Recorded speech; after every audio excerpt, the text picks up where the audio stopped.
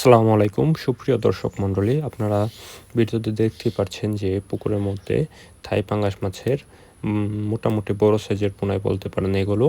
এবং বর্তমান সময়ে বিবেচনায় থাই পাঙ্গাস মাছ খুবই লাভজনক একটি চাষ ব্যবস্থা।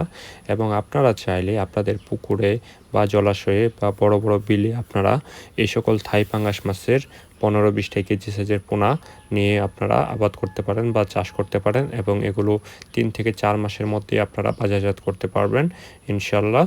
এবং এই মাছগুলো ছাড়াও, এই সাইজের পোনা ছাড়াও আপনারা যে কোনো জাতের বা যে কোনো আপনাদের ইচ্ছা মতো মিশ্রভাবে আপনারা মাছের রেণু পোনা আমাদের থেকে সংগ্রহ করতে পারেন।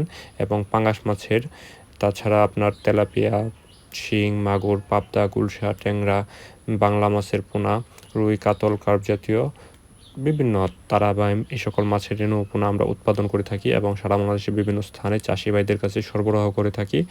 তাই আপনারা অর্ডার করতে চাইলে স্ক্রিনে দেওয়া নাম্বারে আমাদের সাথে যোগাযোগ করবেন।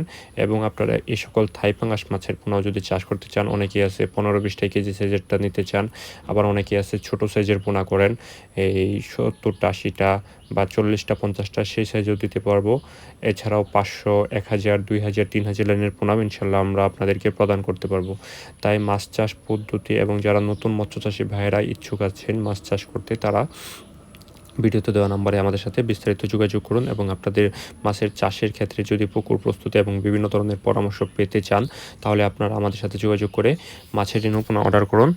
আমরা আপনাদেরকে মাছের চাষ পদ্ধতি সম্পর্কে যে কোনো প্রকার পদক্ষেপ বা গাইডলাইন দেব আপনাদের চাষের ক্ষেত্রে। পুকুর প্রস্তুতি এবং মাছ কীভাবে চাষ করলে লাভবান হবেন সেই জন্যে আপনাদেরকে গাইডলাইন প্রদান করব। তাই বিস্তারিত জানতে যোগাযোগ করুন। এবং আমরা সারা বাংলাদেশের বিভিন্ন স্থানে মাছের রেণু পোনা সুপরিবহনের মাধ্যমে ডেলিভারি দিয়ে থাকি।